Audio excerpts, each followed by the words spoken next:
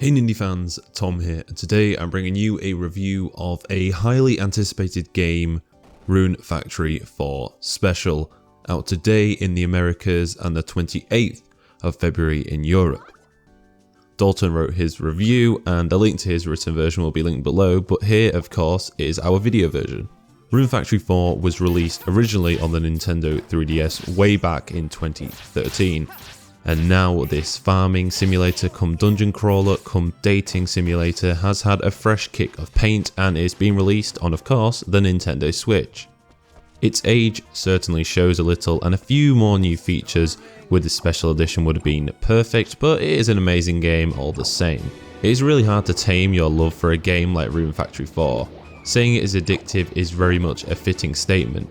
You enter the magical world of NORAD aboard an airship once you have chosen whether your protagonist will be male or female, and it's immediately hijacked by some pesky arguing soldiers. Events play out and soon enough you're hurled off the ship and land at the feet of a massive dragon inside a gorgeous palace.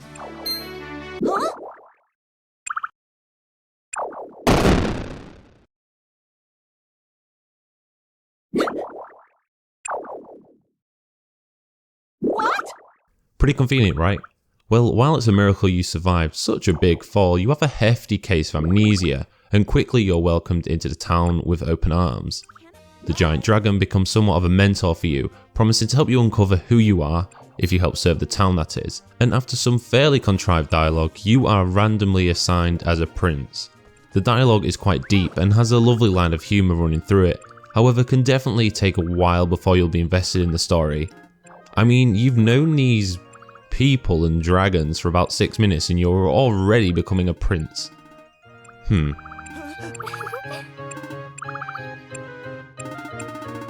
If that description has you a tad turned off the game, hold your horses. Seriously, hold them right now.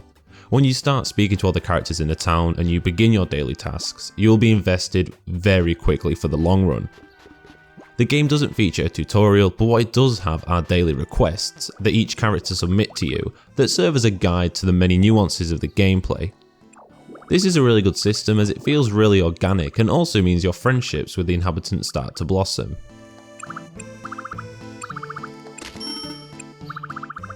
Farming is one of your main tasks, and those who love a bit of Stardew Valley will feel right at home in this area.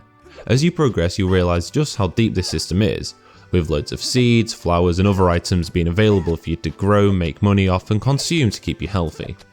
This gameplay loop is made even better with certain festivals taking place throughout each month. These range from who has the biggest fish, to who can grow the fattest turnip. Speaking of festivals, while some are already woven into the history of Selphia, there are others that you can commission yourself as a prince. You do this by gaining prince points, which are earned by completing requests, shopping at the local stores and just being a good friend in general. You can also use these points to expand your storage, invite new people from the land to open up stores, and just to, well, have a bloody good time. You can also use them to gain licenses, to become a better crafter, cooker and so on and so forth. As well as the farming, there is the Zelda-like dungeon crawling. Now at first, this is used so you can gather new materials and even befriend monsters who can help you in your farming tasks or simply serve as a companion. Trust us, it is an incredibly satisfying ride in a giant duck. I mean, why wouldn't it be? As the days pass, however, you start to become embroiled in the drama that engulfs this world and the greater society you live upon. The dragon, Master Ventus Will, reveals that there is more to you than meets the eye, and as you venture further into forests and caves, defeating giant bosses, the story here gradually unfolds. The narrative is a little convoluted, but so much love and care has been poured into it that it becomes another reason why you'll keep playing the game, and provides the game with even more depth. You are able to complete the story at your own pace, and while it is relatively non-linear, you are never able to progress further than your skill level allows, which is a really good system. It means there is some grinding involved inevitably, but with how thought out the system of farming, cooking, raising monsters and fighting is, you definitely won't be getting bored. The hack and slash gameplay also involves some really cool magic, which is fairly simple and elementary, and it adds a lot of variety, which is great to see. Couple this with being able to take members of the village with you on your adventures who will then help you out and push these friendships even further, and well, it's a formula that's pretty near perfect. You will also be quickly taken in by the dating mechanic on offer. As you get to know their stories more, you realise how deep some of the characters in the town are. Some might say relatively similar things and seem to be going along the same trajectories, but there's always a curveball thrown in, and when you find a bachelor or bachelorette who takes your fancy, you will have to work very hard to marry them.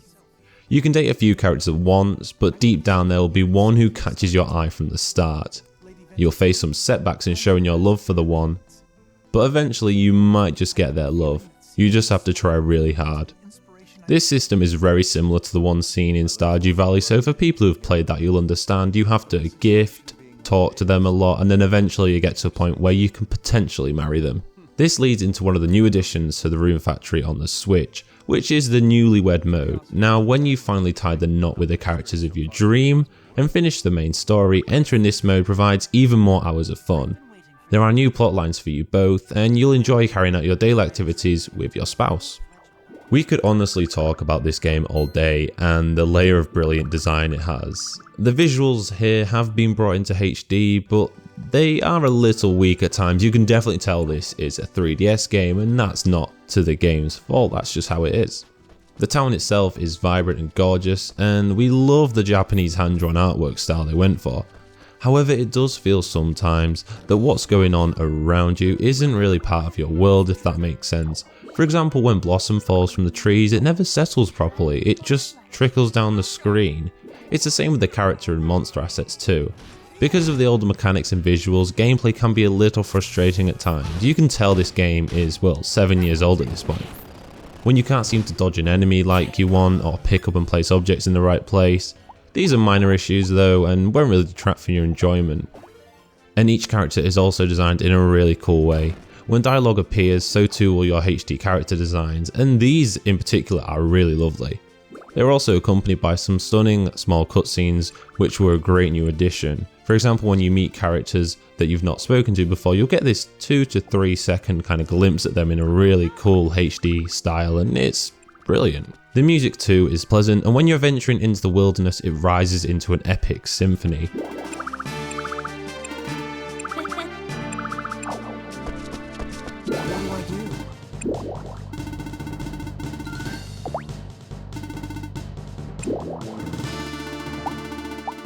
However, it does become a little repetitive at times. It's a perfect game for long stretches in handheld, whether you choose to listen to music, the sound effects and occasional voice acted sections, or whether you just chill out with some music of your own.